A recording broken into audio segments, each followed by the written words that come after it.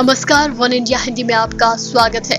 लद्दाख में चीन के साथ विवाद के बाद देश में चीनी उत्पादों के बहिष्कार का अभियान चलाया जा रहा है। स्वदेशी को बढ़ावा देने की बात कही जा रही है, तो वहीं आत्मनिर्भर भारत पर भी जोर दिया जा रहा है।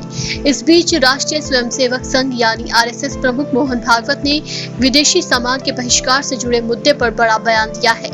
उन्होंने कहा कि स्वदेशी का मतलब हर विदेशी सामान का बहिष्कार नहीं है, केवल उन्हीं प्रौद्योगिकियों का या सामग्रियों का आयात किया जा सकता है जिनका देश में पारंपरिक रूप से अभाव है या जो स्थानीय रूप से उपलब्ध नहीं है। सारी दुनिया से जो अच्छा है हम लेंगे, ये हमारी प्रतिज्ञा है। हमारी स्वदेशी यानी विदेश का जो कुछ है सबका बहिष्कार ऐसा बिल्कुल नहीं है।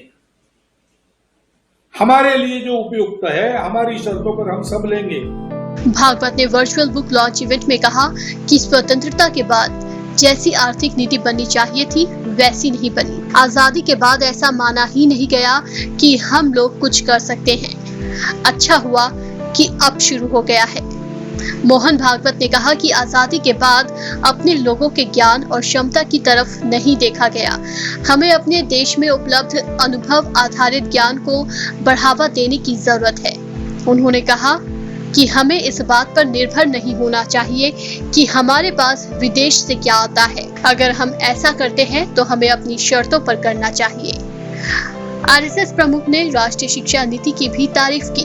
उन्होंने कहा कि इस तरह की नीतियों से भारत को अपने लोगों की क्षमता और पारंपरिक ज्ञान का एहसास होगा। इस खबर में फिलहाल इतना ही। तमाम अपडेट्स के लिए बने रहिए वन इंडिया के साथ।